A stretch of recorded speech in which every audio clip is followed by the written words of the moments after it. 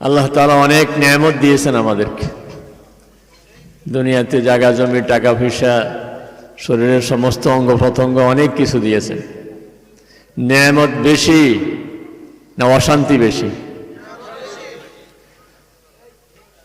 একজন তাবেঈ, যিনি অল্পের জন্য সাহাবী হইতে পারেননি, হযরত জুবাইর রাদিয়াল্লাহু তাআলা আনহুর ছেলে হযরত উরওয়া ইবনে জুবাইর, আম্মাজান আয়েশা রাদিয়াল্লাহু তাআলা আনহার বোনের ছেলে।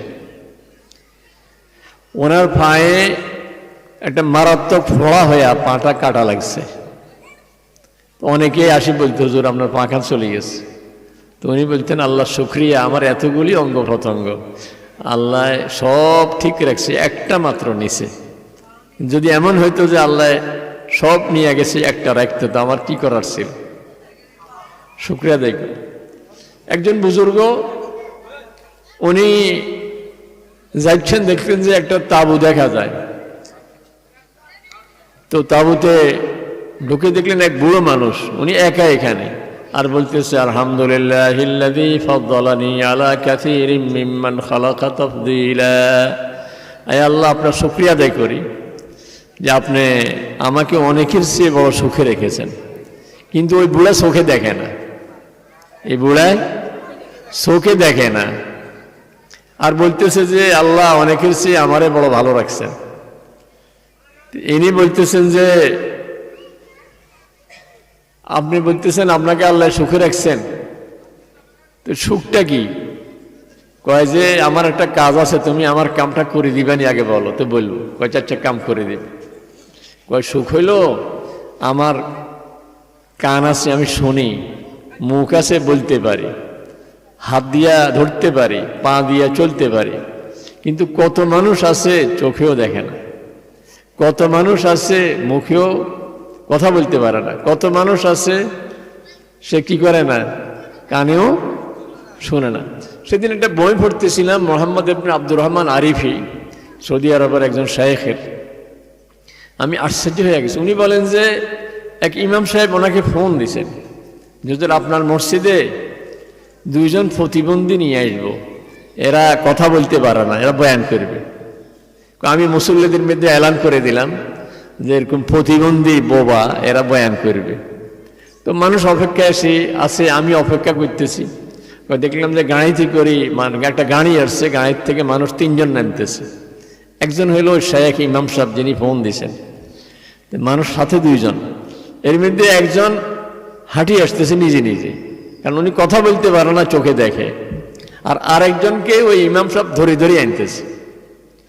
পরে শুনলাম যাকে ধরে ধরে আনতেছে, চোখে তো দেখে না, কথাও বলতে পারে না, কানেও শোনে না। চিন্তা করেন এই লোকটা কেমনে চলে, কানেও শোনে না, চোখেও দেখে না, কথাও বলতে পারবে না, কিন্তু উনি আসছেন মসজিদে বয়ান করবে। উনিও, আজীব কথা নয়নি। আর একজনের সব ঠিক আছে, কিন্তু উনি কথা বলতে পারে না। আরেকটা কথা শুনে দেখেন, যারা কথা বলতে পারে না, এদের মূল সমস্যা হলে এরা কানে শোনে না। মূল সমস্যাটা কোথায়? কানে শুনে না। এই জন্য কানে শুনলে না সে শিখবে। ছোটবেলা থেকে কানে শুনে নাই তো কিচ্ছু শিখে নাই, কারণ সে তো একটা শব্দ কারো কাছে শুনে নাই। এখন বয়স যখন 12-13 হয়ে গেছে, আপনি নিয়ে গেছেন ডাক্তারের কাছে, ডাক্তারে কানের যন্ত্র দিয়ে দিছে। এখন তারে কে বসি বসি শিখাবে, আব্বু আব্বু আব্বু। কিন্তু ছোট বাচ্চারা নাতিরে নিয়ে তো আপনি 1000 বার বলছেন দাদা দাদা দাদা, বলতে বলতে সে শিখছে। কিন্তু ওরে তো কেউ বলার মতো লোক নেই, আর বলতে গেলে তার কাছেও শরম লাগে, কারণ তার তো এখন বুঝ হয়ে গেছে। তাহলে একজনে কানেও শোনে না, কথাও বলতে পারে না, চোখে দেখে। আর আরেকজনে কানেও শোনে না, কথাও বলতে পারে না, চোখেও দেখে না। তো শেখ মোহাম্মদ বিন আব্দুর রহমান আরিফি রহমতুল্লাহ আলাইহি উনি বলেন যে প্রথমে যার চোখ আছে উনি বয়ান শুরু করলেন ইশারা ইশারায়, বোবা যেভাবে কথা বলে।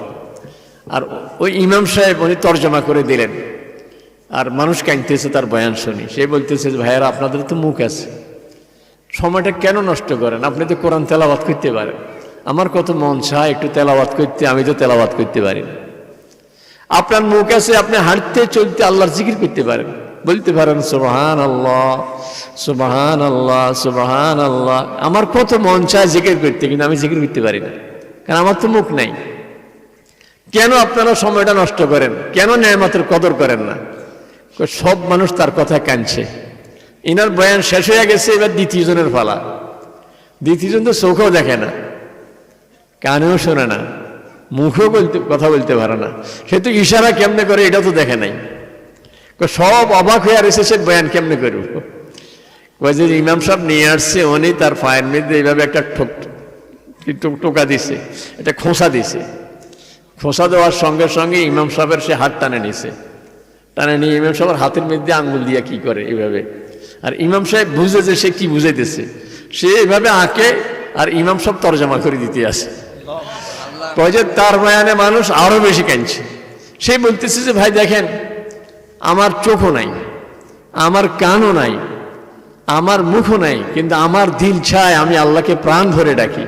কিন্তু আপনাদের সব নেয়ামতে ভরা, প্রতিটা নেয়ামত আপনাদের আছে, কিন্তু আপনারা আল্লাহর নেয়ামতের শুকরিয়া আদায় করেন।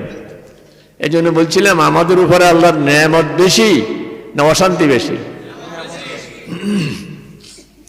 তো ওরা ইবনে জুবাইর রাহিমাহুল্লাহ তাবেঈদের ওনার কথা বলছিলাম। ওনার পা পৌঁছে গেছে, এখন ডাক্তার বলছে যে পা কাঠি ফেলান লাগবে। আর ওই জমানায় কাটার এত আধুনিক যন্ত্র বের হয় নাই যে সহজে কাটি ফেলবে। সেই করাতের মতো ধারালো কিছু দিয়ে আস্তে আস্তে ফোঁসায় কাটতে। তো ডাক্তার বলতেছে যে আপনাকে অজ্ঞান করা লাগবে। উনি বলেন যে আমাকে অজ্ঞান করা যাবে না, কারণ আমি যদি মরে যাই আমি সজ্ঞানে আল্লাহকে ডাকতে ডাকতে মরতে চাই। তো বলে যে তাহলে বহুত কষ্ট পাবেন। কাজে আপনারা সে টেনশন করেন না, আপনারা কেটে ফেলেন, আমি সজ্ঞানে থাকবো। তো উনি কোরআন তেলাওয়াত শুরু করছেন, আর ডাক্তাররা কাটতে শুরু করছে। কতক্ষণ পরে উনি বলতেছেন, কিরে ভাই এতক্ষণ লাগে কাটতে? বলছে হুজুর কাটা তো বহুত আগে শেষ হয়ে গেছে। বলছে কখন কাটলেন? কোরআন তেলাওয়াত করতেছেন, এত মজা পাইতেছেন যে খবর ছিল না যে পা কাটতেছে। মানে সজ্ঞানে, অজ্ঞান না করে, অ্যানেস্থেসিয়া না দিয়ে, কোনো কিছু না দিয়ে সজ্ঞানে কাটিয়ে ফেলছে, কিন্তু উনি টের পায় নাই, উনি কোরআন তেলাওয়াতে ব্যস্ত ছিলেন। তো উনি বলতেন, আল্লাহ আমার দুই পার মধ্যে এক পা নিছেন, হাত দুইটা ঠিক আছে, চোখ দুইটা ঠিক আছে, কান দুইটা ঠিক আছে, সব ঠিক আছে, নিছেন মাত্র পা একখান। আল্লাহ যদি আমার সব নিয়ে একটা পা রাখতেন তাহলে আমার করার কি ছিল? ওনার 7 ছেলে ছিল। তো ছেলের মধ্যে একটা ছেলে কোনো কারণে ঘোড়া আস্তাবল, যেখানে ঘোড়া বাঁধে সেখানে গেছে। ঘোড়া আর গাধা এই দুইটার স্বভাব হলো পিছন দিকে লাথি মারে।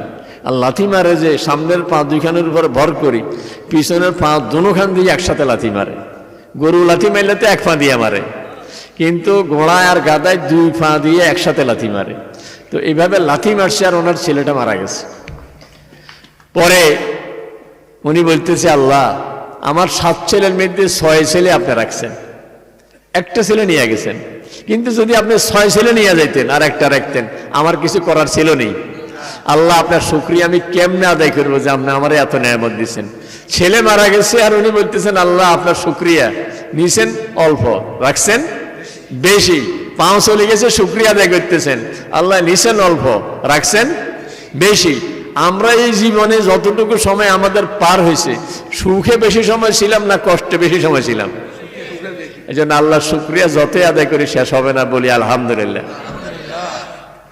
অনেক নিয়ামত। একজনের 10 তলা বিল্ডিং আছে, ব্যাংকে কোটি কোটি টাকা জমা আছে, শহরে অনেক জায়গা জমি আছে, সব কিছু আছে, সন্তান নাই। লোকটা ভাবতেছে যে আল্লাহ যদি কিচ্ছু না দিয়ে 2 বাচ্চা দিতেন আমার, তাহলে আমার আর কিচ্ছু লাগতো না, জীবনটা সার্থক হইত। এখন এত কোটি কোটি টাকা, এত বিল্ডিং কে খাইব? এগুলি তো আমি না হইতেই মানুষে টানাটানি করে লিয়া যায়। এই বেচারা দুঃখের আর সীমানা নাই, কারণ তার কি নাই? সন্তান নাই। এই জন্য সন্তান আল্লাহ তাআলার এই সকল নেয়ামতের চেয়ে বড় নেয়ামত। যাদের সন্তান নাই তারা বুঝে। এই আলোচনা কোনো নিঃসন্তান লোকের সামনে করলে সে চোখের পানি ফেলে যে কত বড় নেয়ামত থেকে সে বঞ্চিত। কিন্তু আমাদের যাদের সন্তান আছে, ছেলে মেয়ে আল্লাহ দিছে, এরা বুঝতেছি না যে সন্তান আল্লাহর কত বড় নেয়ামত। এই নেয়ামতের কদর করা, শুকরিয়া আদায় করা দরকার আছে না নাই? সন্তান, আমার যখন সন্তান দুনিয়াতে আসছে, সে খুব দুর্বল, সে তো চলতে পারে না, বলতে পারে না, হাঁটতে পারে না, সে খুব দুর্বল। আর আমার বয়স, আপনার যখন প্রথম সন্তানটা হয়েছে আপনার বয়স কত? 25। না 30, 35 এরকম নয়নি। তা আপনি কি তখন দুর্বল না সবল? আল্লাহর রহমতে আপনি খুব স্ট্রং, তখন খুব সবল। আর আইন হইল, নিয়ম হইল সবলের দায়িত্ব, দুর্বলের অধিকার। সবলের হইল দায়িত্ব, দুর্বলের। এই জন্য সরকারি কথা হইল যে শিশু অধিকার, কি বলে শিশু নারী অধিকার। পুরুষ অধিকার শুনছেন নি কোনো সময়? কারণ পুরুষ তো সক্ষম, এর অধিকার লাগতো না, এর হলো কাম, এর হলো দায়িত্ব। নারী দুর্বল, এই জন্য নারীর অধিকার। শিশু দুর্বল, এই জন্য শিশুর অধিকার। এখন শিশু দুর্বল, এর জন্য আমার কিছু করণীয় আছে, তার কিছু অধিকার আছে। তার এই যে অধিকার, এটা যদি আমি ঠিকমতো আদায় করি, এই শিশু যখন আবার 25 বছর বয়সে পৌঁছবে, তখন আমার বয়স 55। কি বলেন? আমার 30, এই 25 বছরের সঙ্গে যোগ হলে আমার কত হয়ে গেছে? 55 হয়ে গেছে। আমার শিশু তখন সবল, আর আমি হয়ে গেছি তখন দুর্বল। আমি আমার দায়িত্ব যদি ঠিকমতো পালন করি আমার ওই দুর্বল শিশুর প্রতি, আমি যখন দুর্বল হয়ে পড়ব, তাইলে আমার এই শিশু আমার প্রতি তার দায়িত্ব সে আদায় ঠিক মতো করি। কিন্তু আমি দায়িত্ব ঠিকমতো পালন করি নাই, আমার যে করণীয় ছিল সেটা করি নাই। হযরতে ওমর রাদিয়াল্লাহু তাআলা আনহু একটু কড়া মানুষ, হাতে সব সময় দৌড়া থাকতো, সে ব্যাত থাকতো, এই জন্য মানুষ খুব ভয় পাইতো। এক বাবা গিয়া নালিশ করছে যে আমিরুল মোমিনিন ছেলে বড় বেয়াদব, কথা শোনে না, দুর্ব্যবহার করে। তা আমিরুল মোমিনিন খবর দিয়ে আনাইছেন, আনি ছেলেকে খুব শাসাই দিলেন যে বাবার সঙ্গে এরকম করো, তুমি এরকম করো। সে নিচের দিকে ছায়া রয়েছে আর বলতেছে করছি আর করবো না, করছি আর করবো না। সব বলছে আমিরুল মোমিনিন আমি আপনি যা বলছেন ঠিক মতো চলবো, আর বাবার সঙ্গে কোনো বেয়াদবি করবো না। কথা তো শেষ। এইবার ছেলে বলতেছে আমিরুল মোমিনিন আমার একটু কথা ছিল, বাবার অনেক কিছু পাওনা আমার কাছে, আমি ভুল করছি, এগুলি করি নাই, এখন থেকে সামনে শুধরাইয়া চলবো। আমার জন্য আমার বাবার কি কিছু করণীয় ছিল নি? বলে যে তোমার জন্য তোমার বাবা 3টা করণীয় ছিল। কয়টা? একটা হলো আইয়ান তাকিয়া লাহু উম্মা, তোমাকে যে মায়ের ঘরে জন্ম দিছে, বিয়ে করার সময় তোমার মাটা দিনদারির ভিত্তিতে বাছাই করা দরকার ছিল। কি দেখি মানুষ, আর আল্লাহর হাবিব সাল্লাল্লাহু আলাইহি ওয়াসাল্লাম বলেন তুনকাহুল মারআতু লিআরবা, মানুষ বউ দেখে, মেয়ে দেখে 4টা জিনিসের কারণে দেখে। 4টা জিনিস দেখে, লে হাসাবিহা, কেউ বংশ দেখে, যে আমার বাড়ির তেমন পরিচয় নাই, আমি যদি কারোর কাছে গিয়ে কোন এলাকায় বলি আমাদের অমুক বাড়ি, কেউ চিনেও না, কিন্তু আমাদের এলাকার চৌধুরী বাড়ি, ভাটারি বাড়ি, মিয়া বাড়ি, ভূঁইয়া বাড়ি এক নামে সবাই চিনে, মুন্সি বাড়ি সবাই চিনে, আছে না এরকম? এখন যদি আমি আমার ছেলেটাকে মুন্সি বাড়িতে বিয়ে করাইতে পারি, চৌধুরী বাড়িতে করাইতে পারি, তাইলে আমাদের সামাজিক একটা অবস্থানে দাঁড়াবো, যে বলতে পারবো যে অমুক আমার ব্যয়, অমুক আমার হুতরা, একটা পরিচয়ের সুবিধা হয়। তাহলে বংশ দেখে বিয়ে করে। একজনে কারো মেয়ে সুবিধা নাও, সুবিধা লাগতো না, আমার একটু সামাজিক কি বলে অবস্থান দরকার, একটু মর্যাদা, আমার একটু উপরের দিকে ওঠা দরকার, তাইলে এই বংশ দেখে বিয়ে করে। আবার কেউ দেখে রাস্তা দিয়ে মেয়ে একটা যাচ্ছে, দেখি বেউস, কয় যে এটারে বিয়ে করতেই হবে যেমনি হোক। একজনকে এর কার মেয়ে বিয়ে করতে, এটার বাপ তো এই কাম করে, মেয়ে বাজার দেখি কি লাভ, সদাই দরকার, বাজারে লাভ নাই, দরকার কি? আমি সদাই পাইছি, বউ সুন্দরী পাইছি, আর সুন্দরী বউলাই হুন্ডার ভিতরে একখানা গ্রাম ঘুরতে ভালো লাগবে, বুঝলেন না? একজনকে সুন্দরী বউ করি ঘরের মধ্যে রাখি দিলে লাভ হইল কি? এটা নিয়ে একটু ঘুরতে হবে শহরে শহরে, বাজারে বাজারে, রোডে রোডে, এতে বেউস হয়ে গেছে। তাইলে বেউস কি দেখি? রূপ দেখি। আর আরেকজনে বেউস হয়ে গেছে, একটা লোক এক বাড়িতে কাজ করত, ওই লোকের মায় কাজ করত, এটা ছোট্ট ছেলে, ছেলে মায়ের সঙ্গে গেলে ওই বাড়ির ফোলা ভাইনে ধাক্কাইতো, তোর মায় কাজ করে, তোর কি এখানে, তুই আমাদের ঘরে ঢুকছ, ঘরের মধ্যে জুতা পরে ঢুকস না, তোর পায়ের ময়লা লাগছে, ফ্লোর কাদা হয়ে গেছে, বালি ঢুকছে, ধাক্কাইতো। তো ওই বাচ্চাটা আমাদের মাদ্রাসার মাঠের মধ্যে গরু চড়াইতো, এই বাচ্চাটাই, ওই বাড়ির জায়গা হয় না তো, এখানে গরু চড়াইতো, তো আবার হুজুরে ধাক্কাইতো, তুই মানুষের মাঠের মধ্যে গরু চড়াস, গোবর হয়, এই হয়, সে নষ্ট হয়, গরু নিয়ে যা, বাইরে যা, তারা শাসাইতো। কিন্তু একটু বড় হইয়া এই ছেলেটাই ভাগ্যক্রমে আমেরিকায় চলে গেছে। কথা বুঝছেন? আমেরিকা যাওয়ার পরে যে বাড়ির লোকে ধাক্কাইছে ওই বাড়ির লোকে আমার কাছে আসছে, একবারে বাস্তব ঘটনা। কয় যে হুজুর তার একটা মেয়ে আছে, যদি আপনি তারে বলতেন আপনার খুব মানে, আপনি বললে মেয়েকে আমার কাছে বিয়ে দিত।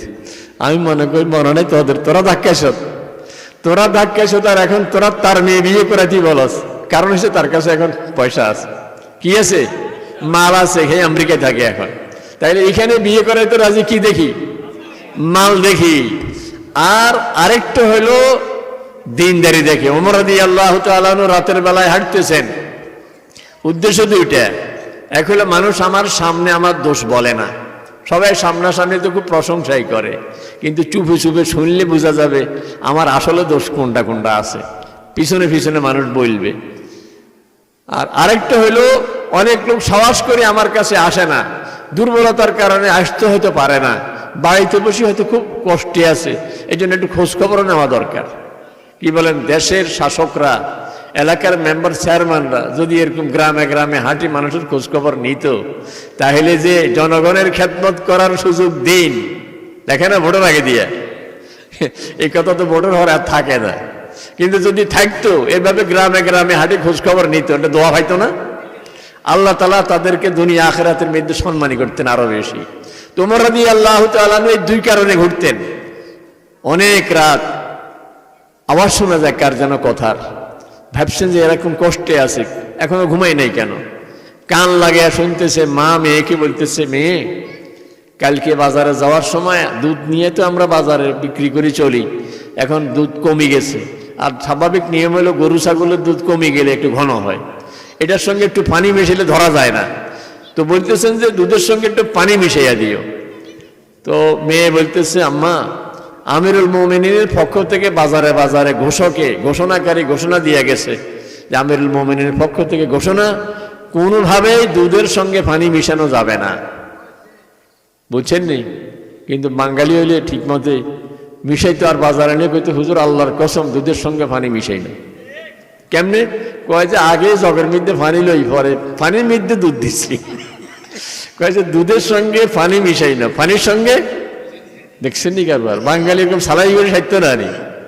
কিন্তু ওই জামানার মানুষ এত ফ্যাঁস বুঝতো না। তো মায় বলতেছে যে মেয়ে আমিরুল মুমিনের ঘোষণা দিছে দুধের সঙ্গে পানি মিশানো যাবে না, আমরা ঘরের মধ্যে মিশিয়ে নিলে বাজারে তো ধরাও যাবে না, কারণ দুধটি এমনি ঘন, অল্প পানি দিলে ধরাও যাবে না। মেয়ে বলতেছে, মা আমিরুল মুমিনিন দেখবে না, কিন্তু আল্লাহ দেখবে না, আল্লাহ দেখবে। মা চুপ হইয়া গেছে।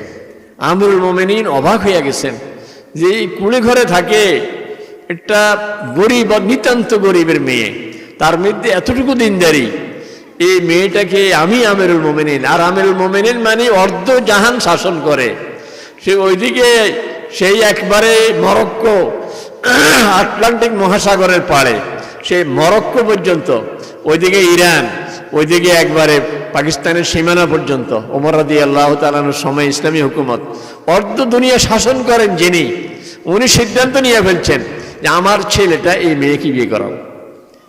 তার কি দেখছে উনি? দিনদারি দেখছে। আর ওই ঘরেই, ওই বংশেই পরবর্তীতে ওমর ইবনে আব্দুল আজিজ, যাকে পঞ্চম আমিরুল মুমিনিন, পঞ্চম খোলাফায়ে রাশিদিনের অন্তর্ভুক্ত করা হয়, বলা হয়, ওমর ইবনে আব্দুল আজিজ রাহমাতুল্লাহ আলাইহি ওই বংশে জন্মগ্রহণ করছেন। হযরত আব্দুল্লাহ ইবনে মুবারক রাহিমাহুল্লাহ একজন যুগ শ্রেষ্ঠ মুহাদ্দিস, যাকে ইমামুল মুহাদ্দিসিন বলা হয়, উনি মুবারকের ছেলে। ওনার বাবা মুবারক এক বাগানে কাজ করত, তো বাগানের যে মালিক, বাগানওয়ালা, সে একদিন বাগানে আসছে দেখতে, এসে বলল যে মুবারক একটা আনার চিবাইয়া একটুখানি জুস, একটুখানি রসা আমাকে দাও। তো মুবারকে আনার চিবাইয়া রসা আনছে যে একবার গ্লাসের তলাতে পড়ে রয়েছে। বলতেছে, না এটা তো ভালো না, আরো ভালো আনার আছে তো বাগানে, তো ওইটা নিয়ে আস। আরেকটা আনছে, ওইটাও ভালো না, মানে রসা অল্প। তো রাগিয়া বলতেছে, কত বছর চাকরি করো? তো বলতেছে, আজকে 7 বছর 6 বছর হয়ে গেছে। এই যে বাসায় পাঠাও আর আমরা খাই, এক এক আনারে 1 গ্লাস হয়ে যায়, তো তুমি চিনো না কোন গাছেরটায় রসা বেশি আর কোন গাছেরটায় কম? তো মোবারক বলতেছে যে, স্যার খান তো আপনারা, আমি তো শুধু ফাড়াই দিই। কোনটাতে রসা বেশি আর কোনটাতে রসা কম এটা তার আমি জানি না। তো মালিক বাগানওয়ালা খুব আশ্চর্য হয়ে গেছে, এমন সব ছেলে এই যুগে যে একটা খায়াও দেখে নাই কোনোদিন কোন গাছেরটা রসা বেশি আর কম। এটা যে নিজের বিবির কাছে বলছে যে বাগানের ছেলেটা অত্যন্ত সৎ। এর 2-1 বছর পরে আবার বাগানওয়ালা বাগানে আসছে আজকে, কিন্তু আজকে আর আনার চায় না, আনারের জুসও খোঁজে না, রসা খোঁজে না, শুধু পাইচারি করতেছে, হাঁটতেছে। মোবারক ভাবছে যে আজকে মালিক কোনো দুশ্চিন্তায় ভুগতেছেন, কোনো টেনশনে আছেন, বাড়িতে কি ঝগড়া হয়ে গেছে না কোনটা হয়ে গেছে, কি চিন্তায় জানি ভুগতেছেন।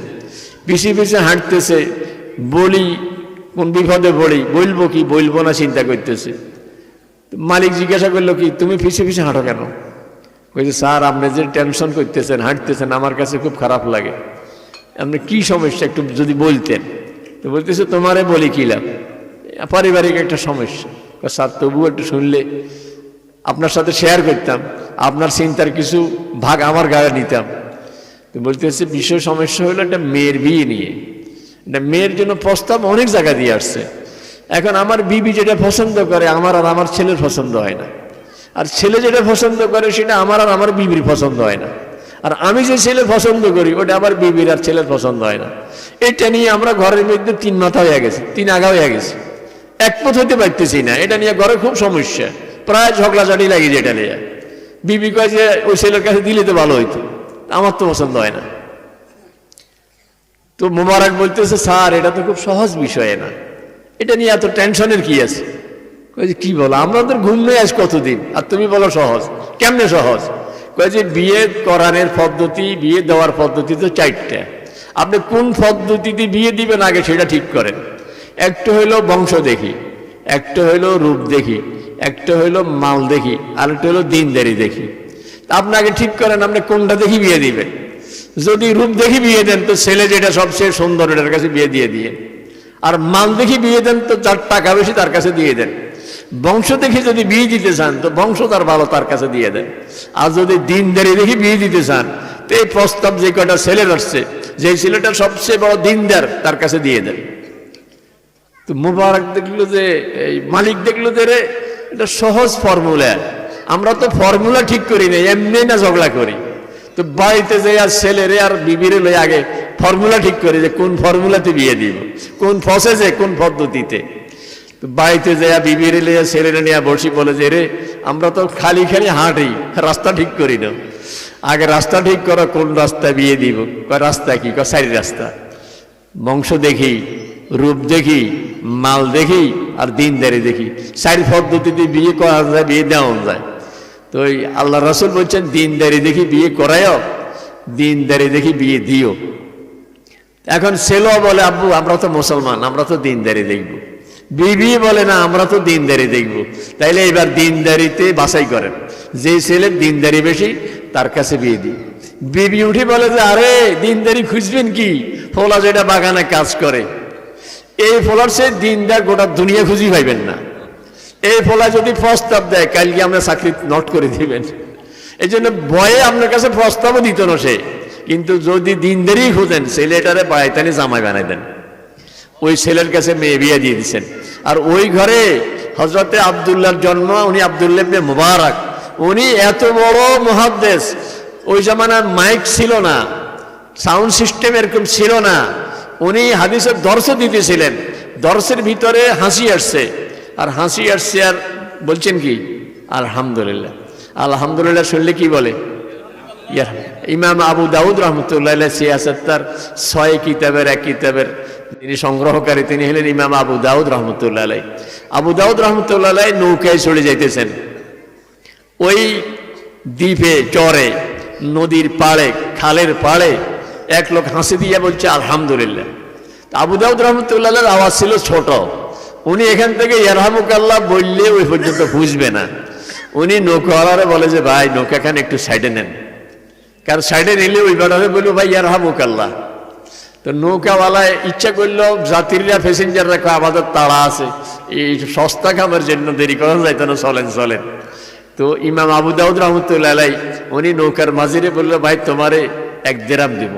1 দেরাম বর্তমান বাজারে হিসাব করলে 300-400 টাকার কম নয়, কারণ 4 দেরামে 1 ভরি রূপা, আর 1 ভরি রূপা যদি 1,500 টাকা হয় তাহলে 1 দেরাম তার 4 ভাগের 1 ভাগ কত হবে? 375 টাকার মতো হবে, প্রায় 450 টাকা। তো এই বলে যে তোমার 1 দেরাম দিব, তুমি একটু নৌকাটা ছাড়ে নাও। তো ছাড়ে নিয়েছে আর দৌড়ি যায়, বেটারে কয় ইয়ার হামুক আল্লাহ, এটা কয় আবার দৌড়ি নৌকা দৌড়ে গেছে। রাত্রের বেলায় যতজন প্যাসেঞ্জার ছিল নৌকাতে সবাই স্বপ্ন দেখছে, সবাই দেখছে একই স্বপ্ন। তোমরা কইয়া ছিলে? আবু দাউদ 1 দেরহাম দিয়া জান্নাত কিনে লইয়া গেছে। কাম অল্প, কাম অল্প, এই অল্প কামের জন্য যে কষ্টটা করছে, 1 দেরহাম খরচ করে লোকটারে বলে আসছে ইয়ার হামুক আল্লাহ। এতে আল্লাহ এত খুশি হয়ে গেছেন, আল্লাহ তাআলা তার জান্নাতের ফয়সালা করে দিয়েছেন। তো হযরত আব্দুল্লাহ ইবনে মুবারক হাদিসের দর্শ দিতেছিলেন, যখন হাসি আসছে বলছেন আলহামদুলিল্লাহ। ছাত্ররা সব মজলিসে যারা ছিলেন সবে একযোগে একসাথে বলে উঠছে ইয়ারহামুকাল্লাহ। পাশে ছিল রাজপ্রাসাদ, বাদশাহ হঠাৎ করে সিংহাসন থেকে নিচে নামি দাঁড়াই গেছে। কিসের আওয়াজ, কিসের মিছিল? ভয় পেয়ে গেছে। একজনে বলল জনাব একটু অপেক্ষা করেন, আমি খবর নিয়ে আসি কিসের আওয়াজ। আসি বলতেছে কোনো টেনশন নাই, আব্দুল্লাহ ইবনে মুবারক হাসি দিছেন আলহামদুলিল্লাহ বলছে, আর ছাত্ররা ইয়ারহামুকাল্লাহ বলছে যে হাজার হাজার কণ্ঠের ইয়ারহামুকাল্লাহ একসাথে হওয়াতে এটা মিছিলের মতো শোনা গেছে। তাহলে ওনার দর্শে কত ছাত্র হাজির থাকতো, যে আওয়াজে গোটা এলাকায় খবর হয়ে গেছে। আব্দুল্লাহ ইবনে মুবারক ওই ঘরে জন্ম, যে ঘরের মেয়ের বাবায় বিয়ে দিয়েছেন কি দেখি, দিনদারি দেখি। তো ওমর রাদিয়াল্লাহু তাআলা আনহু ছেলেকে বলতেছে যে তুমি যে বলছো আমার জন্য বাবার কিছু করণীয় আসেনি, 1 নম্বর করণীয় হলো আইয়ান তাকিয়ালাহু উম্মা, মা বাছাই করতে দিনদারি দেখি বাছাই করা উচিত ছিল। আমরা তো মেয়ে বিয়ে করাই, কি দিব আগে আমার ছেলেকে আমি পাস করাইছি, কত কষ্ট করছি, কত খরচ করছি, এখন আমার ছেলেরে কি দিব? ওই বেড়া যে মেয়ের জন্য এত কষ্ট করছে আর মেয়েকে ফালি ফুলি আপনার কাছে দিয়ে দিব, আপনি কি দিবেন এটারে বলা দরকার। মেয়ের বাবা আপনাকে কি দিবে? গোটা মেয়ে তো দিতে দিছে আপনাকে।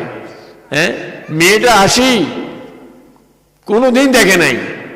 আমার বউ, বড় বউ, মানে বিয়ের পরের দিনে হঠাৎ কিনে আমার ফিস থেকে আসি বলে আব্বু আমি একটু অবাক হয়ে গেছি, কিন্তু কোথাকার মেয়ে, জীবনে দেখি নাই, কেমনে আমার বলে ফেলেছে আব্বু।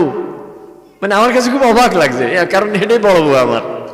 একটা মেয়ে কোত্থেকে আসি, শাশুড়ি কি সুন্দর, আম্মু বলে না, কিভাবে সে এত মিশে গেছে, নিজের মা বাপ ছাড়ে এই সংসারে চলে আসছে। আবার যদি আমি বলি যে আমারে আবার এটা সেটা দিতে হবে। একবার ঢাকার দিকে যাচ্ছিলাম, তো একজনের মোটরসাইকেল চালায় আবার ইকোনো গাড়ির সামনে দিয়ে বাইংবাসের মতো এমনি এমনি করে। তো ড্রাইভারের মুখ বাইর করে জামাই একখানা সাইড দেন না। তা আমি ড্রাইভারে বললাম চেনেননি? না কে চিনি, এটা হতো কুমিল্লার হলা, কে চিনি? তাই জামাই কইলেন কেমনে? কি যে হোর একদম হুন্ডাই ডালেছে, নইলে হুন্ডার মায়া না, জাননি যে কি আরে ইজার হুন্ডার মায়া নাই, যে শ্বশুর বাড়ির থেকে লইছে, এই জন্য বেশি জামাই। আমি রিক্সায় উঠছি, তো রিক্সাওয়ালা আমারও ভাইয়া ভাবছে যে হুজুরের তো আল্লাহ দিলে অবস্থান ভালো আছে, কিছু দিতে পারবো। এই শুরু করছে হুজুর মেয়ে বিয়ে দিছি, উঠাইতাম পারি না, এখন ওরা মানুষ খাইবো 150, টাকা লাগবে 2 লাখ, জিনিস স্বর্ণ দেওয়ার লাগবে 3 ভরি, কেমনে দিই, এইসব কইয়া শুধু আমারই বিরক্ত করতেছে। কারণ কোনো অনেক সময় তো টেনশন থাকে, কেউ বেশি কথা বললেও বিরক্ত লাগে। আমি বললাম যে রিও কথা তো বহুত বলছে, এবার তুমি শোনো, আমার কথা শোনো, তুমি বিয়ে করতে কত লইছ? হুজুর আমি লিছি 50,000। না, তা আমি তোমার 50,000 এই 20-30 বছর হরে, এটা এখন কত গুণ হওয়া দরকার ছিল তুমি কও। তোমার 2 লাখ টাকা এসেছে তো কম চাইছে, তো আমার সাউন্ড দরকার ছিল 10 লাখ, তুমি লইছো কাকে? তুমি যৌতুক নিছো, এই জন্য এখন যৌতুক দিবা, কোনো কথা নাই। তোমরা কজন খাইছো? হুজুর আমরা খাইছি 70 জন, তো এর হেরা খাইবো 150 জন, বেশি তো না, এখন 1000 লোক খাওয়ান দরকার ছিল। এই জন্য যারা যৌতুক নিয়ে বিয়ে করেন এবং যার বাবারা ছেলেদেরকে যৌতুক নিয়ে বিয়ে করান, মনে রাখবেন আপনার এই ছেলেরা আল্লাহ ইচ্ছে করি মাইয়া বাড়াই দিব, বাড়াই দিয়া আপনি যে পরিমাণ যৌতুক নিছেন এইটা 10 গুণ আল্লাহ আপনার থেকে আদায় করেছেন। কারণ আপনার মেয়ে দিতে আরো বেশি লাগবে, আর আপনি যৌতুক নিয়েন না, একবারে সলিড ভাবে চলেন।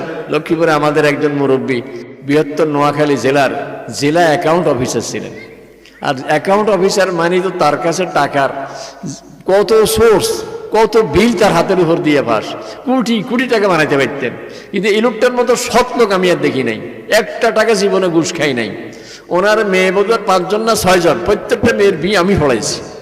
এই প্রত্যেকটা মেয়ের বিয়ে আমি পড়াইছি। একটা পড়াই, শেষটা কয় হুজুর বেগুন হয়েছে না, রোগে থাকতো কা, এটাও পড়াই দেন। একটা মেয়ে বিয়ে দিতে একটা টাকাও খরচ হয় নাই। এবং সব মেয়েগুলি জামা ইসলামী ব্যাংকের বড় বড় অফিসার, কলেজের প্রফেসর, মানে খুব ভালো অবস্থানে সব। এই যে অবস্থানে পৌঁছেন এই কারণে, যেহেতু নিজে খুব সৎভাবে চলছেন, আল্লাহ তাআলা প্রতিদান দিয়ে দিয়েছেন। এই জন্য ওমর রাদিয়াল্লাহু তাআলা বললেন যে দিনদারি দেখি মা বাছাই করো, তাইলে এই ঘরের মধ্যে, বংশের মধ্যে যে সন্তান আসবে, নেক্সট সন্তান আল্লাহ তাআলা দিয়ে দিবে। 2 নম্বর হইল ওয়া আইয়ুহসিন আলাহু ইসমা, সন্তান জন্মের পরে একটা নাম রাখবো, সুন্দর নাম। হুজুরদেরকে জিজ্ঞাসা করে না, নিজে নিজে কোরআন তেলাওয়াত জানে, তো কোরআন শরীফ দেখি নাম রাখছে। একজনে বললাম কি নাম রাখছেন ছেলের? হুজুর আমি কোরআন শরীফ দেখি রাখছি, সূরা ইয়াসিন পড়ি তো সব সময়ের জন্য। কি নাম? কইছে রামিম। ক্বালা মান ইউহিল ইযামা ওয়া হিয়া রামিম। ওই আসিফ ইবনে ওয়াইল রাসূল সাল্লাল্লাহু আলাইহি ওয়াসাল্লাম যখন বললেন যে মওতের পরে আপনি করে আবার উঠাইবে কবর থেকে, এই লোক দৌড়ে গিয়া কবরের থেকে একটা হাড় নিয়ে আসি, এইভাবে হাতে মুসড়ি হাড়টাকে একবারে চূর্ণ বিচূর্ণ করে দিয়ে বলতেছে মান ইউহিল ইযামা ওয়া হিয়া রামিম। এই পচা হাড্ডি, এইটার থেকে বুঝি আল্লাহ আবার মানুষ বানাবে। এই তাহলে রামিম মানে পচা হাড়, তাইলে এই তো ফলার নাম রাখছে কি? পচা হাড়। কোরআন শরীফ দেখেই তো রাখছে রামিম, কিন্তু বুঝে না যে কোরআন শরীফে ফেরাউনের নাম আছে না। এটা আমার মনে হয় যে সবাই জানে যে ফেরাউন মুসা আলাইহিস সালামের বড় শত্রু ছিল। যদি এটা না জানতো তাইলে বোধহয় ফেরাউন রাখতো। এখন আরেকজনে আসি বলতেছে দোয়া করেন হুজুর, মেয়ে হয়েছে আমার। আমি কি নাম রাখছেন? নাম রাখছি ওয়াইতা। কি নাম? ওয়াইতা। আমি বললাম ওয়াইতা, এটা কোনো নামের অর্থ তো আমি খুঁজি পাই না। এটা কই পাইলেন আপনি? খুঁজুন আপনার থেকে না পাইছি। কেমনে? আপনি তো জুমার খুতবাতে প্রায় পড়েন ইন্নাল্লাহা ইয়া'মুরুকুম বিল আদলি ওয়াল ইহসান ওয়াইতা, দেখছেন নি? ওয়াইতা জিল কুরবা আছে না, আপনি খুতবার মধ্যে পড়েন যে ইন্নাল্লাহা ইয়া'মুরু বিল আদলি ওয়াল ইহসান ওয়াইতা জিল কুরবা। আমি বললাম এটা হইল নাকি? ওয়াইতা এটা তো কোনো নাম নয়, এটা শব্দ একটা। এটা কি শব্দ পাইলে কি নাম রাখতে হবে না? এই জন্য ওলামায়ে কেরামের কাছে গিয়ে নামটা যাচাই করে নেবেন। আপনার যদি পছন্দ হয় কোনো নাম, বলবেন হুজুর আমি এই নামগুলি চয়েস করছি, এটা ঠিক আছে নি? যদি যেমন এর মধ্যে একজন ফোন করে বলে হুজুর আমার একটা ছেলে হয়েছে, নাম রাখতেছে হোজাইফা। আমি খুব সুন্দর নাম, সাহাবীদের নাম হুজাইফা রাদিয়াল্লাহু তাআলা আনহু, রাখতে পারেন, কোনো সমস্যা নাই। তো এরকম আলেম ওলামার কাছে জিজ্ঞেস করে নাম রাখবে, এ হলো দ্বিতীয় কাম। 3 নম্বরে হলো ওয়া ইউরাব্বিয়াহু তারবিয়াতান হাসানা, যখন সে লেখাপড়ার বয়স হবে তাকে কি শিখাবো। এই বছর আমি এই 2022 সালের হজে মক্কা শরীফ ছিলাম। তো মক্কা শরীফে এবার সিস্টেম হইলো, মানুষ তো ছিল কম, 10 লাখ হাজি, কিন্তু তারপরেও সরকার নিয়ন্ত্রণ করছে অনেক। এত নিয়ন্ত্রণ না করলেও চলতো। কি করছে, উমরাওয়ালারাই শুধু তোয়াফের এখানে থাকতে পারে। যাদের উমরার ড্রেস নাই, এহরামের কাপড় নাই, এরা ওই মাতাফে নামতে পারে না। এই জন্য ইচ্ছা থাকলেও নামাজগুলি ওখানে পড়তে পারি নাই, দোতলায় উঠে যেতাম। তো দোতলায় প্রায় আমি যেখানে বসতাম, এখানে একজন বড় আলেম ফজরের পরে প্রতিদিন বয়ান করতেন, একজন না একজন, এক একদিন এক একজন। একদিন হঠাৎ করে দেখি যে বয়ানের আখ্যান দিয়া ফজরের পরে জায়গাটাকে পুলিশ ঘেরাও করে ফেলছে। এবং পুলিশও যে এরা একবারে খুব উপরের ক্লাসের পুলিশ, পোশাক আশাকে, ড্রেসে, বেসে বোঝা যায়। আমি ভাবছি যে আজকে যিনি বয়ান করবেন উনি খুব গুরুত্বপূর্ণ কোনো ব্যক্তি। এই জন্য আমিও নিজে অন্য ওজিফা বাদ দিয়া আজকে অপেক্ষাশীল দেখি কি বয়ান করে। দেখে যে যিনি ফজর পড়াইছেন উনি রিয়াদ থেকে আসছেন, উনি সরকারি বড় অফিসারও, বড় অফিসার মানে বড় পরিষদের সুরের সদস্য, এদিকে ইমামও। উনি বয়ান শুরু করছেন। ওনার বয়ানের সিস্টেম হইল, উনি এই যে প্রশ্ন উত্তর হাতের মধ্যে কতগুলি কাগজ ধরাইয়া দেয়, এটাই হলো ওনার বয়ান। উনি এক একটা প্রশ্নের উত্তর দেন, বলেন প্রথম প্রশ্ন হইলে এই, এটা জবাবে। আমি খুব খেয়াল করে শুনতেছি কি প্রশ্ন কি উত্তর। প্রথম প্রশ্ন হইল বাচ্চাদেরকে কোনখান থেকে তালিম দেওয়া শুরু করবো। আমি বললাম আমার না দরকার, এটা তো আমার দরকার। একবারে বসি উনি প্রথম যে বাচ্চাদেরকে কোন জায়গা থেকে তালিম দেওয়া শুরু করবো, কি শিখাবো আমি। তো উনি বলতেছিলেন যেটা হাদিস হযরত জাবের ইবনে সামুরা রাদিয়াল্লাহু তাআলা আনহু قال قال رسول الله صلى الله عليه وسلم ما نحل والد ولده نحلا خيرا من ادب حسن। এটা হাদিস। রাসূল সাল্লাল্লাহু আলাইহি ওয়াসাল্লাম বলেন একজন লোক ছেলের জন্য 10 তলা বিল্ডিং রাখি গেছে। 20 কানি জমি রাখি গেছে, 10 কোটি টাকা ব্যাংকে রাখি গেছে, অনেক কিছু রাখি গেছে, কিন্তু ছেলেকে আদব কায়দা শিখে নেই, ছেলে বেয়াদব। আর আরেকজনের জায়গা জমি তেমন রাখি যায় নাই, কিন্তু ছেলেটা বড় মুআদ্দাব। ফার্সিতে একটা কথা আছে, আদব তাজ ইস্তিয়াজ লুৎফে ইলাহি বেনেহ বারসার বেরাও হারজা কি খাহি। আদব এটা হলো একটা রাজমুকুট, রাজমুকুট পরি কোথাও গেলে সবাই চিনে যে রাজা। তুমি আদব লেহাজ নিয়ে যেখানে যাবে, একটুখানি মানুষ তোমার সঙ্গে কথা বললে বলবে যে লোকটা তো খুব ভদ্র, কি অমায়িক তার কথা, ব্যবহার, কথাবার্তা কত সুন্দর, মানুষ অল্পতে আকৃষ্ট হয়ে যাবে। ওই জন্য আদব লেহাজ বড় জিনিস। মূসা আলাইহিস সালামের বিরোধিতা করার জন্য ফেরাউন হাজার হাজার জাদুঘর নিয়ে আসছে, যে জাদুঘররা সব বড় বড় রশি লাঠি নিয়ে আসছে, যে মূসা আলাইহিস সালামের লাঠি ছেড়ে দিলে সাপ হয়। আর ওরা এত বড় জাদুঘর, লক্ষ লক্ষ সাপ বানাবে, লক্ষ লক্ষ লাঠিকে লক্ষ লক্ষ রশিকে সাপ বানায়া মূসা আলাইহিস সালামকে আজকে পরাস্ত করবে, ওনাকে পরাজিত করবে এই খেয়ালে। আবার ফেরাউনের সঙ্গে দরাদরি হয়ে গেছে, বলছে যে কি দিবেন আমাদেরকে আগে বলেন। তো বলছে ইন্নাকুম লামিনাল মুকাররাবিন, তোমরা যদি জিতো তো তোমরা তো রাজ দরবারে তোমাদের সবাই চাকরিয়া যাবে, এইখানে চাকরিয়া যাবে, এখানে গ্রামে গঞ্জে যাওয়া লাগবে না, সব দরাদরি সব ফাইনাল। কিন্তু মূসা আলাইহিস সালামের সামনে যখন গেছে, একটুখানি সামান্য আদব, ইম্মা আন তুলকিয়া ওয়া ইম্মা আন নাকুনা নাহনুল মুলকিন, যাইয়া বলে হুজুর আগে কি আপনারটা দেখাবেন না আমরা আগে দেখাবো? এটা আদব হলো না? এই যে একটা আদব, সামান্য আদব, হুজুর আপনি আগে দেখাবেন না আমরা আগে? তো মূসা আলাইহিস সালাম বললেন আলকু মা আনতুম তুলকুন, তোমরা যেটা দেখাইবা তোমাদেরটা তোমরা আগে দেখাও। এ একটু আদবে, এ সামান্য কথার কারণে এরা এতক্ষণ ছিল আল্লাহর শত্রু, এই অল্প কথায় আল্লাহ তাআলা এত রাজি হয়ে গেছেন, মুহূর্তের মধ্যে আল্লাহ তাআলা তাদের হেদায়েতের ফয়সালা করে ফেলছেন।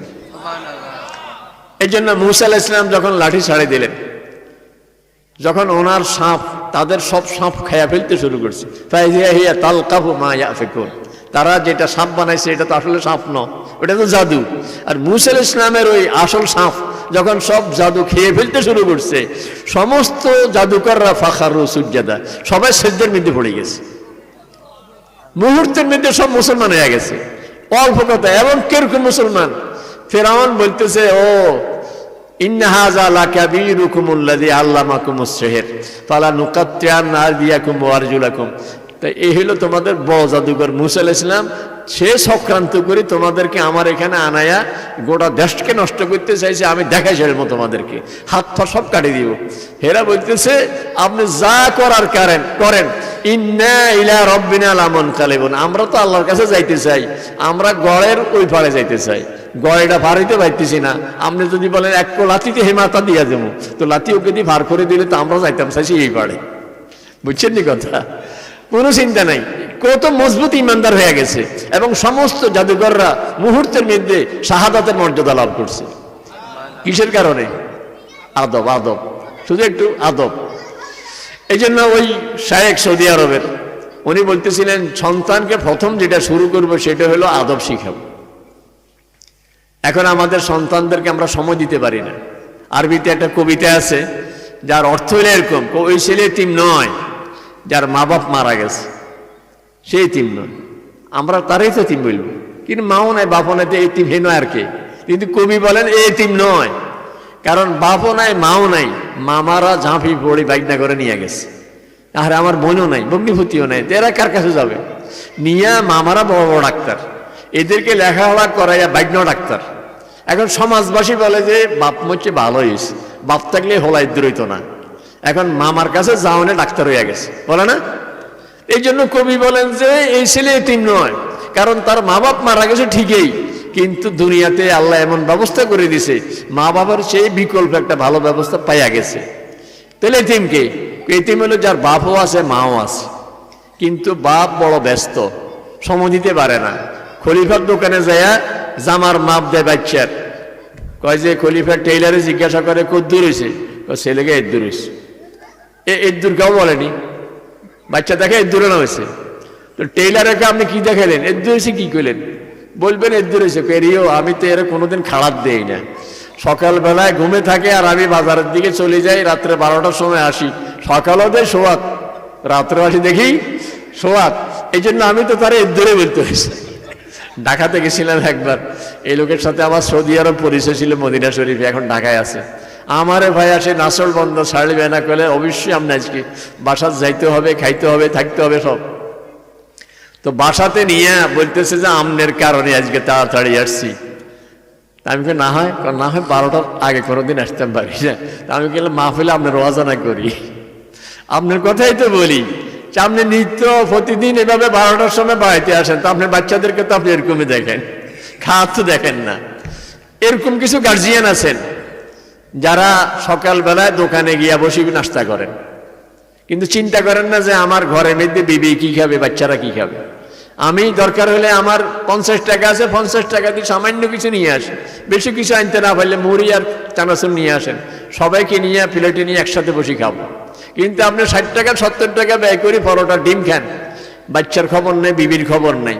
বাচ্চা সকালে কি পড়ে, সন্ধ্যার সময় আপনি বসে বসে দোকানে, এই সরকারের টিকবুনি সামনে কি বলেন, সামনে কে ক্ষমতায় আসবো, লাগে যে আপনারও দায়িত্ব দিচ্ছে সরকারের নাম আনারা রুডানের। আপনি সরকারের নাম আনা রুডান দোকানে বসে বসে, ওদিকে আপনার বাচ্চা ঘরের মধ্যে লেখাপড়া করে কি করে না কোনো খবর নেই। যদি মামাদের কাছে নালিশ করে আপনার বাইকটা তো নষ্ট হয়ে যেতে আছে, আমি ফাজলামি করতে পারতাম না, এদের বাপ আছে না, তাহলে খবর লইবেনি মামায়। চাচারাও খবর নেয় না যেহেতু বাপ আছে। এই জন্য কবির ভাষায় এতিম হইলেও ওই ছেলে যার বাপ আছে ব্যস্ত, আর মা হইল অশিক্ষিত বা স্বল্প শিক্ষিত, মার লেখাপড়া কম। মা যদি বেশি ডাক দেয়, বেশি রাগারাগি করে, বাচ্চা বড় দুষ্ট, ওই একবারে কঠিন অঙ্ক যেটা হলে মার কাছে কাটায়, মা অঙ্ক এটা বুঝাই দেয় না, মা তো বই দিছে, এটা আমি তো হারি না, তো আপনার আমার বকাবকি করেন, আপনি তো হারেন না, বুঝেন না। এই জন্য মা হইলো স্বল্প শিক্ষিতা আর বাপ হইলো বড় ব্যস্ত।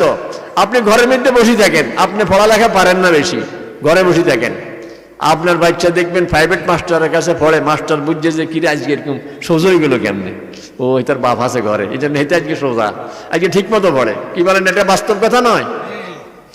আমার অত্যন্ত আপন একজন মানুষ কয়েক বছর আগে রমজানে মক্কা শরীফ আমার সাথে ইতিকাফে ছিলেন। উনি পাশে বসে কোরআন তেলাওয়াত করতেছেন, এত সুন্দর। উনি মাদ্রাসায় কোনোদিন পড়েন নাই, জেনারেল লাইনের মানুষ। তো ওনার কোরআন শরীফ শুনে আমি খুব অবাক হয়ে গেছি। আমি ভাবছি যে উনি কোনো নুরানি মাদ্রাসার কোনো হুজুরের কাছে অথবা কারিরা মাদ্রাসা যে কিছুদিন সময় দিয়া কোরআন শরীফ শুদ্ধ করে নিয়েছেন, এটা আমার ধারণা ছিল। আমি বললাম যে কোরআন শরীফ কার কাছে শিখছেন? কয় আমি আমার বাচ্চাদের কাছে শিখছি। আমি অবাক হয়ে গেছি, কিন্তু বাচ্চার কাছে বাবা শিখে কেমনে? কয় যে হুজুর আমি আমার বাচ্চাদেরকে নুরানি মাদ্রাসায় দিছি। কয় এরা নুরানির থেকে আসি ঘরে যে কোরআন শরীফ পড়তো, আমার কাছে এত ভালো লাগতো, কি শুদ্ধ পড়ে। আমি তো অশুদ্ধ পড়তাম বা ভালো করে পড়তেও পারতাম না। এদেরকে নিয়ে সন্ধ্যায় বসতাম, এরা তো ভয়ে অস্থির, আব্বু ফোয়াল হয়, কিন্তু আব্বু যে ভাড়া না এটা তো আর হেরা জানে না। কয় এরপরে আমি এদের ফোয়া নিতাম, হেরাও কোরআন শরীফ খুলি পড়ে আর আমি কোরআন শরীফ পড়ে দৌড়ি, আসলে আমি শুদ্ধ করি আমারটা। কয় এরপরে এরা একবার পড়লে এক দমক দিকে এই হয় না আবার মনে করছে হেদের হয় না, আসলে হেদেরটা হয়েছে আমারও নয় না। এরকম করে তাদের কাছে পড়া শুনি আমি আল্লাহ রহমতে পুরা কোরআন শরীফ তাদের কাছে শিখি ফেলাইছি। দেখছেন, এখন গার্জিয়ানরা যদি ঘরে থাকেন যে বাবু আজকে কি পড়াইছে, আব্বু তোমার আজ কি পড়াইছে, বলবো যে আজকে মাসালার ঘন্টা হয়েছে। কিরে মাসালার ঘন্টা? ছোটবেলা আমরা পড়ছি বিজ্ঞানের ঘন্টা, ইতিহাস ভূগোলের ঘন্টা, অঙ্কের ঘন্টা, ইংরেজির ঘন্টা, বাংলার ঘন্টা। কিরে মাসালার ঘন্টা কি? তাই বলছে মাসালা কি? বলতেছে যে 2 রাকাত নামাজের 60টি মাসালা। আরে সুবহানাল্লাহ, 2 রাকাত নামাজ, মাসালা কয়টা? বলো তাহলে বাবু, আব্বু বলো তো কি? প্রথম রাকাতে রুকুর আগে 11টি মাসালা। ইন্নালিল্লাহ, আমি এত বছর নামাজ পড়ে এসেছি আমি জানি না।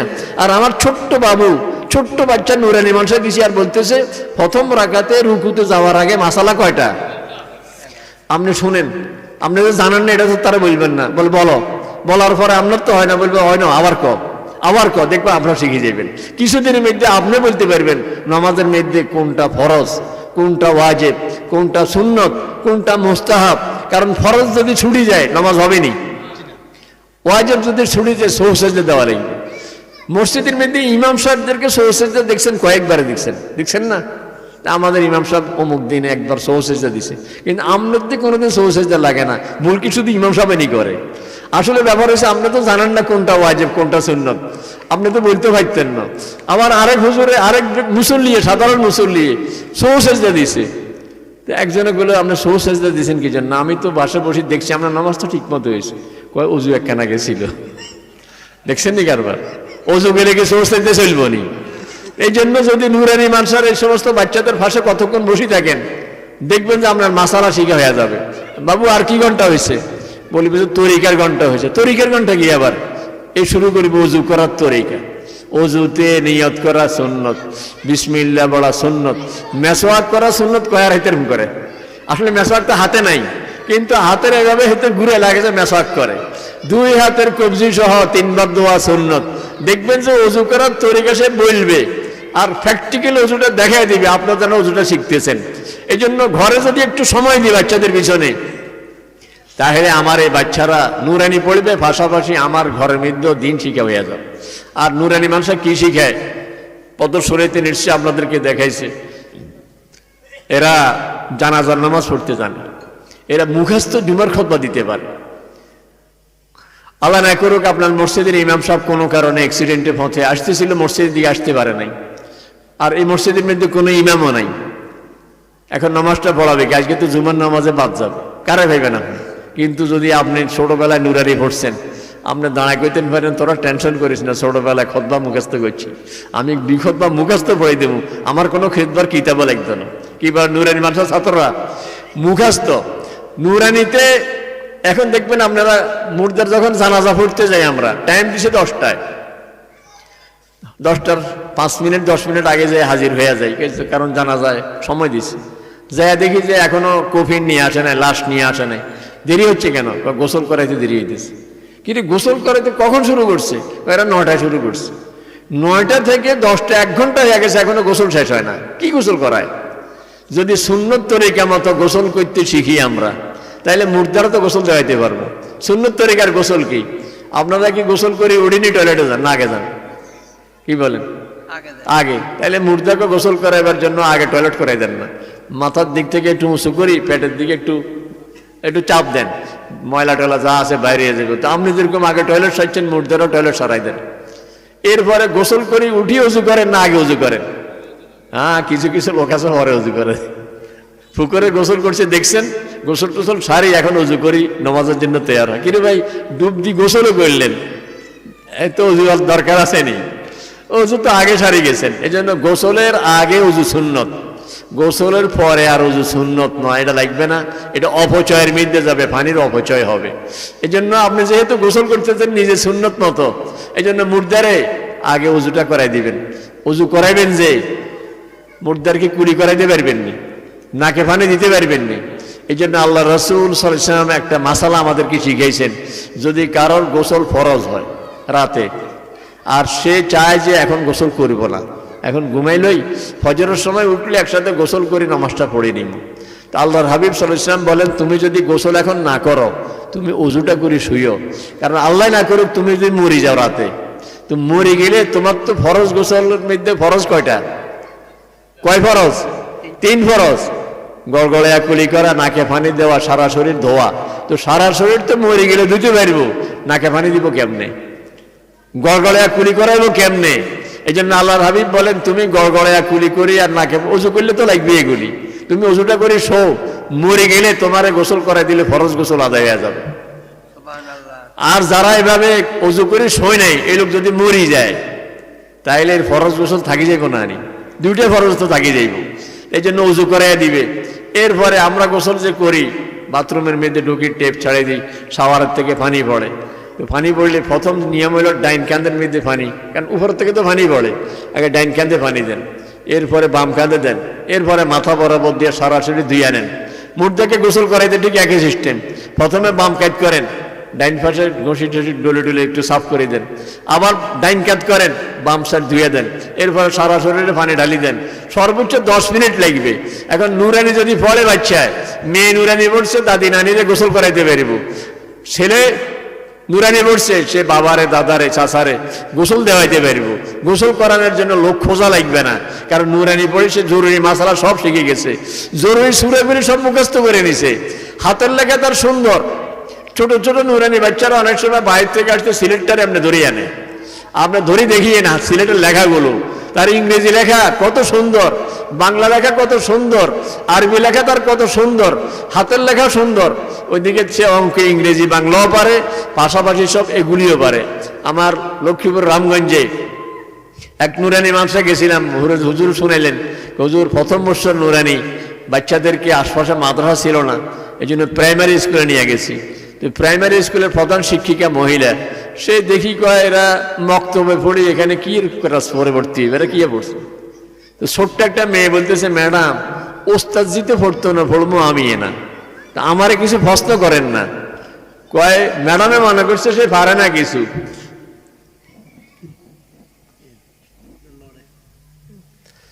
ম্যাডামে মনে করছে কিছু পারে না, তো বাংলা ইংরেজি এরকম কিছু প্রশ্ন করছে, আর এখন দেখে সব পারে। তো ম্যাডাম চুপ হয়ে গেছে। মেয়ে কয়, ম্যাডাম আর কিছু জিজ্ঞাসা করতেন না? আর কি? আমি তো তরিকার ঘন্টা করছি, তরিকা জিজ্ঞাসা করেন না। আমি তো মাসালা পড়ছি, মাসালা জিজ্ঞাসা করেন না। আমি তো 40টা হাদিস অর্থ সহ মুখস্থ পারি। আর আল্লাহর হাবিব বলছেন, 40টা হাদিস যদি কেউ মুখস্থ করে, কিয়ামতের ময়দানে আল্লাহ তাআলা আলেম বানায়া হাসর ময়দানে তারে উঠাবে। তাহলে আমি তো 40টা হাদিস অর্থ সহ মুখস্থ পারি। আমি তো জরুরি সূরাগুলি মুখস্থ পারি, সূরা ইয়াসিন, সূরা আর রহমান, সূরা ওয়াকিয়া, সূরা তাবারাকাল্লাযী বিয়াদিহিল মুলক, এই সূরাগুলি আমি মুখস্থ পারি। এগুলি আমারে জিজ্ঞাসা করবেন না। তো ম্যাডাম আমাকে মা শরম দিচ্ছে, হুজুর এর পর থেকে আর ম্যাডামে কিছু কয় না, নিয়ে গেলে তাড়াতাড়ি ভর্তি করে এলয়। আরেক প্রতিষ্ঠানে গেছি, মণি কানন প্রতিষ্ঠানের নাম দিছে, ওই এলাকাবাসীর নাম দিছে মণি কানন, মানে ছোট বাচ্চাদের বাগান আর কি, রাউদাতুল আতফাল, এটারে আরবি বাংলা করলে হয় মণি কানন। তো ওখানে বললাম যে ছাত্র সংখ্যা কত? 450। হুজুর আমাদের 450, আর আমাদের পাশে প্রাইমারি স্কুলে শিক্ষক 7 জন, শিক্ষক শিক্ষিকা মিলিয়ে ক্লাস 1 থেকে ক্লাস 5 পর্যন্ত পুরো স্কুলে ছাত্রছাত্রী মাত্র 60 জন। কয়জন? 60 জন। আর ওখানে তো বিস্কুট দেয়, ওখানে আরো কি উপবৃত্তি দেয় না, উপবৃত্তি দেয়, কত সুযোগ সুবিধা দেয়। এরপরও ওদের হলো মাত্র 60 জন, আর বেতন দেয় 7 জনদের যদি 30,000 করে দেয়, 2 লাখ টাকার উপরে মাসে সরকারের খরচ। আর এখানে চাঁদা দিয়ে দিয়ে আমরা কোন রকম চালাই, 450 বলা হয়। এই জন্য নূরের ইমানশা যেখানে আছে সেখানে মনে করতে হবে আল্লাহ তাআলার একটা রহমত আছে। আপনি 3 বছর নুরানি পড়ায় দেন সব বাচ্চাদেরকে। আপনার ছেলে নিয়ত করছেন ডাক্তার বানাবেন, নুরানি 3 বছর পড়ায় দেন। 3 বছরের পরে আপনি নিয়ে যান। এই ছেলে কোরআন শরীফের পুরা শুদ্ধ পড়তে পারে, জরুরি সূরাগুলি মুখস্থ পারে, নামাজের মাসালা পারে, জরুরি মাসালাগুলি সব পারে। এই ছেলে ডাক্তার হইল, বড় হইয়া যখন নামাজ পড়তে চাইবে তার কি কোনো সমস্যা হবে না? কিন্তু যদি দিন না শিখাই, তা আল্লামা ইকবালের ভাষায়, ইলমে জাহির ভি পড়ে যায় রে লন্দন ভি হুয়ে, মিসলে আঞ্জুম ফলক পে দো রুখসা ভি হুয়ে। তুমি সব পড়ছো, কিন্তু বে ইলম থে ये जवान দিন সে বদজন ভি হুয়ে। কয় লেখাপড়া তো দিনের লাইনে, নুরানি পড়ে নাই, মক্তবে পড়ে নাই, মাদ্রাসায় পড়ে নাই, সব জেনারেল পড়েই লন্ডন আমেরিকা ঘুরে আসছে। এখানে তো এমনি এলেম ছিল না, বিদেশ থেকে বিদেশিরা মগজ ধোলাই করি দেশে আসি, এখন বলতেছে যে মাদ্রাসা সেগুলো দরকার নাই। হুজুররা কি করে দেশে? হুজুরা দেশের কি কামটা করে? আমাদের ওই যে প্রেসিডেন্ট ছিল না একজন, এরশাদ, হয়ে গেছিল কুমিল্লা এক পীর সাহেবের দরবারে, যাই পীর সাহেবের আপনারা হুজুররা কি করেন দেশের?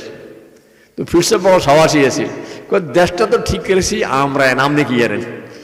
কারণ এই যে মসজিদের মধ্যে বা এলাকার মধ্যে ধরেন মানুষ আছে 2000, ধরেন এক মসজিদের আওতায় বা এক এলাকার মধ্যে 2000-এর মধ্যে চোর কয়টা?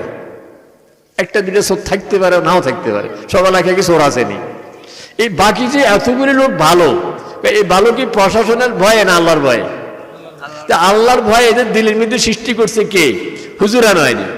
হুজুরা ওয়াজ করি কোরআন হাদিসের জ্ঞান থাকাতে তো এরা ভালো আছে। কয় যে আমরা ওয়াজ করি, আমরা মাদ্রাসায় পড়াই, দেখি মসজিদে খুতবা দিই, মসজিদে ওয়াজ করি, দেখি তো দেশের মানুষ এত ভালো আছে, এরা আল্লাহকে ভয় করে, এই জন্য বেলাইনে চলে না।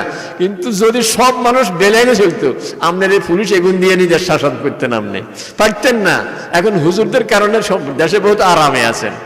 এই জন্য ওলামায়ে কেরামের যে কাজ, এর মধ্যে ঢাকা ইউনিভার্সিটিতে এক বড় স্যার, ওনার বাসায় গেছিলাম, উনি বলেন যে আমাদের এই ইউনিভার্সিটিতে যে আমরা Arabic department, Islamic studies department, এইগুলি আমরা রাখছি, এটা এই জন্য কারণ দেশের জন্য এটা লাগবে। কারণ মানুষ সব শিখলো, কিন্তু দিন যদি না শিখে, আল্লাহর ভয় যদি না থাকে, তো দেশ ঠিক থাকবে না। এই জন্য ইচ্ছে করি সরকারিভাবে আগ থেকে সিস্টেম, এই ডিপার্টমেন্টগুলি থাকতে হবে। সবাই জানে যে এরা কোনো মিল কারখানা বানাবে না, কিন্তু এরা যে কাজটা করবে এটা হলো এরা দেশের মানুষকে আদর্শ শিখাবে। এদের দেখা দেখি মানুষ আল্লাহকে চিনবে, আল্লাহর পথ ধরবে। এই জন্য নুরানি মানুষের যে এলাকায় আছে, এই এলাকার মানে সকলের উচিত যে বাচ্চাদেরকে 3 বছর নুরানি পড়াই দেবো। এরপর আমার ছেলে ডাক্তার হোক, ইঞ্জিনিয়ার হোক, সে অনেক কিছু হোক, কিন্তু সে কোরআনের জরুরি সূরাগুলি পারে। আমি লক্ষ্মীপুরে একজন লোক, সে আমেরিকান ইউনিভার্সিটির প্রফেসর, এবং সে কিছুদিন ইরানের প্রফেসর ছিল, কিছুদিন জাপানও ইউনিভার্সিটির প্রফেসর ছিল। সে এত উপরের র্যাঙ্কের মানুষ, এত উচ্চশিক্ষিত মানুষ। সে একসময় ঢাকা ইউনিভার্সিটির প্রফেসর ছিল। তারা বিভিন্ন দেশে তাকে নিয়ে যায়। তো ওই লোকটার একটা বিল্ডিং করে দেওয়ার জন্য আয়োজন করছে, আমাকে দাওয়াত দিছে। তো উনি আমার পাশে বসছেন, বা আমি ওনার পাশে বসছি, তো দুজনে পাশাপাশি আর কি। তো এখন দেখলাম যে উনি কোরআন তেলাওয়াত করতেছেন সূরা ইয়াসিন। আমি অবাক হয়ে গেছি, কিরে আমেরিকান ইউনিভার্সিটির প্রফেসর, মুখস্থ সূরা ইয়াসিন পড়ে। তা আমি বললাম যে আপনি সূরা ইয়াসিন পড়তেছেন, এটা আপনার টুমসর মানসার অবদান। কারণ ছোটবেলায় আমাদের বাড়িতে টুমসর মানসার ছাত্ররা থাকতো, আর আম্মায় ছাত্র রাখি আমাদেরকে কোরআন শরীফ ছোটবেলায় শিখাই দিয়েছেন। এখন যতই উপরে গেছি, যত দেশেই গেছি, ছোটবেলা সে শিখার এখনো ভুলি নাই। এই জন্য নুরানি পড়াইয়া দেন, তাইলে আপনার ওই ছেলে ডাক্তার হইলেও সে ভুলবে না আল্লাহকে। না হয় বুড়া হইয়া ওই যে আল্লামা ইকবালের ভাষায় যে জায়ের লন্দন বি হুয়ে মিসলে अंजुम फलक पे दुरुखशा भी हुए बेइल्म थे ये जवान दीन से बदजन भी हुए मिसले तायरे गुम गश्ते नशीमन भी हुए। এখন শেষকালে বুড়াতি কালে এখন সব পার হইয়া এখন মন চায় যে এরে আল্লাহর ধরা দরকার। সারা জীবন তো চাকরি বাকরি এদেশ সেদেশ ঘুরে টুরি, এখন আল্লাহর ধরা দরকার, ইবাদত করা দরকার। কিন্তু করব কেমনে, কিচ্ছু শিখে না। নমাজ শিখে নাই, কোরআন শিখে নাই, কিচ্ছু শিখে নাই, এখন ইবাদতটাও করতে পারতেছে না।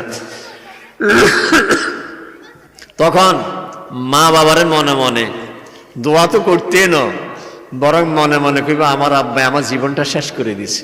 শেষ জীবনে কি করব, কিচ্ছু শিখে যায় না। সব শিখাইছে কিন্তু আসলটাই শিখাই নাই। এই ভুল কি আমরা করতে রাজি আছিনি? ইনশাল্লাহ আমরা ছেলে মেয়েগুলিকে নুরানি পড়াইয়া দিব, দিন শিখিয়ে দিব। আর এদেরকে ঘরে যখন পড়ে একটুখানি আমি খেয়াল রাখব, আর এদের আসা যাওয়া ইত্যাদি আমি মানে সুনিশ্চিত যে গেল কি না, ঠিক মতো আসছে কি না। অনেক সময় দেখা গেছে সে যায় না, সামান্য অভাবের কারণে তার স্যান্ডেল ছিঁড়ে গেছে।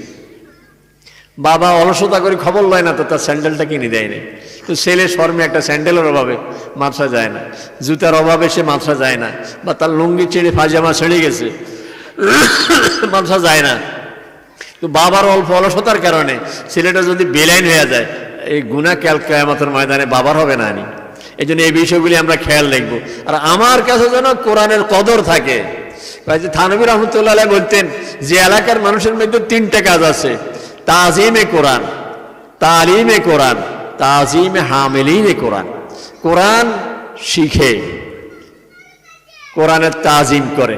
ঘরের মধ্যে কোরআন শরীফ আছে যে 1 বছরও কোরআন শরীফের গিলাপ ধোয় না, জুজদানটা ধোয় না, ও রমজানে ধুইব আর ধোয় না। আমি একবার এক মাহফিলে গিয়ে এক ঘরে বসাইছি আমারে, তো আমি বললাম যে আমার তো আলোচনা একটু দেরি আছে, ফাঁকিতে একটু কোরআন তেলাওয়াত করি, তাহলে 1 জিল কোরআন শরীফ দেন।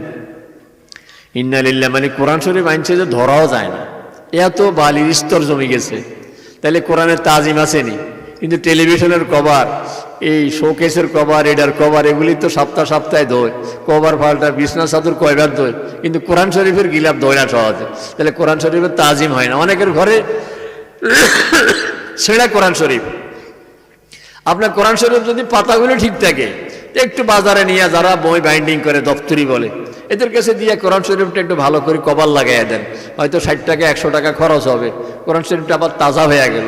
আর যদি ফোয়ার অনুপযুক্ত হয়ে যায়, যে পাতা টাতা ছিঁড়ে গেছে, একবার নরম হয়ে গেছে, দৈলি ছিঁড়ে যায়, তাহলে এটাকে একটা পরিষ্কার কাপড়ে, এটা সাদা কাপড় হওয়া জরুরি নয়, একটা পরিষ্কার কাপড়ে পেঁচাইয়া মাটির নিচে গাড়াইয়া রাখেন। তবে যে জায়গায় গাঁয়ালে এটার বেজ্জত হবে না, রাস্তার পাশে গায়ে রাখলেন, কে জানি আবার পেশাব করতে বসে গেছে। এই জন্য উত্তম হইল কোনো কবরস্থানের মধ্যে নিয়ে এটা কাফনের কাপড় লাগবে না, একটা পরিষ্কার কাপড়ে পেঁচাইয়া দাফন করে রাখেন, বস, এটা ইজ্জত দেওয়া হইল।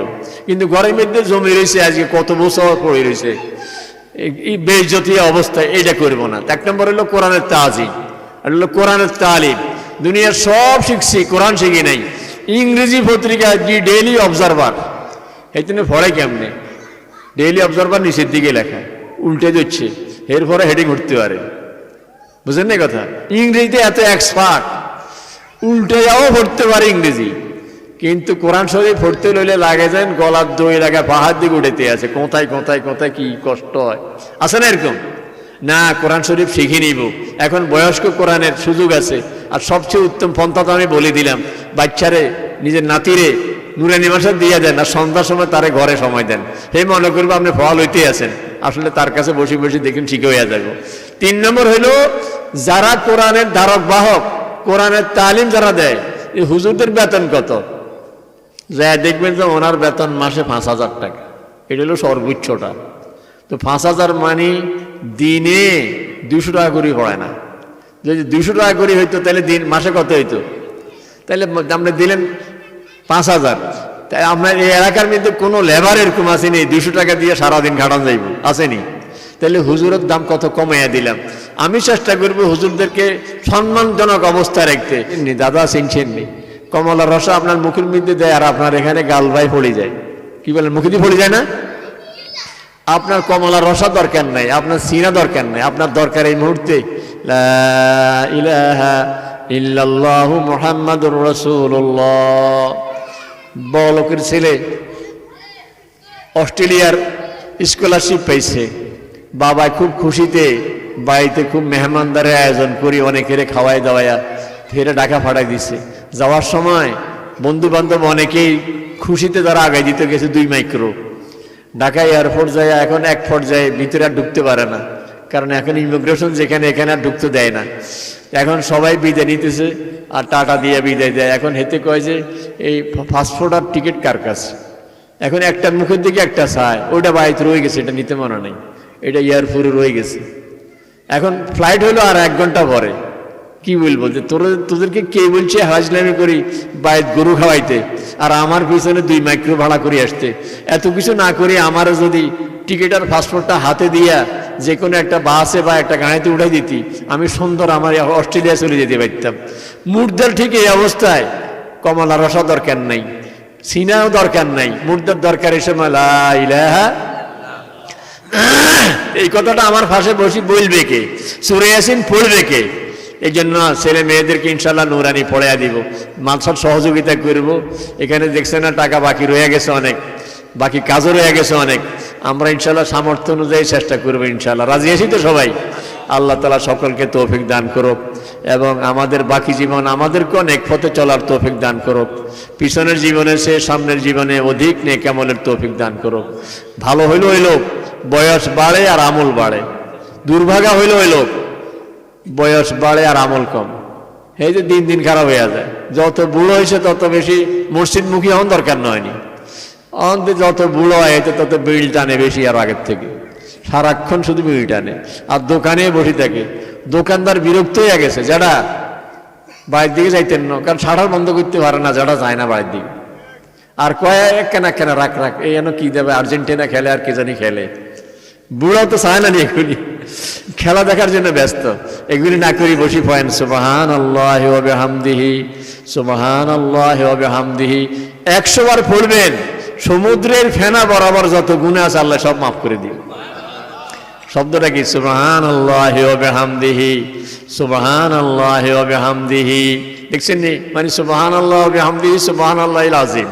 আল্লাহ রাসূল বলেছেন এই 2টা কালেমা অত্যন্ত সহজ। সহজ কেমনে? কারণ এটারে ভাগ করে পড়া যায়। সুবহানাল্লাহি ওয়া বিহামদিহি আরো ছোট করে পড়া যায়। সুবহানাল্লাহ, সুবহানাল্লাহ, সুবহানাল্লাহ, সুবহানাল্লাহ। একবার পড়বেন তো সওয়াব আসমান আর জমিনের মাঝখানে জায়গাটা ভর্তি হয়ে যায়। আল্লাহ তাআলা তৌফিক দান করুক। সময়টা যেন আমাদের কাজে যায়। হাতে কাজ করবেন। এই যে বাজারের দিকে যাইতেছেন, ঘর থেকে মসজিদে আসতেছেন, দেখবেন সুবহানাল্লাহ ওয়া বিহামদিহি 100 বারের বেশি হয়ে গেছে। আল্লাহ তাআলা সকলকে তৌফিক দান করুক। ওয়া আখিরু দাওয়ানা আলহামদুলিল্লাহি রাব্বিল আলামিন।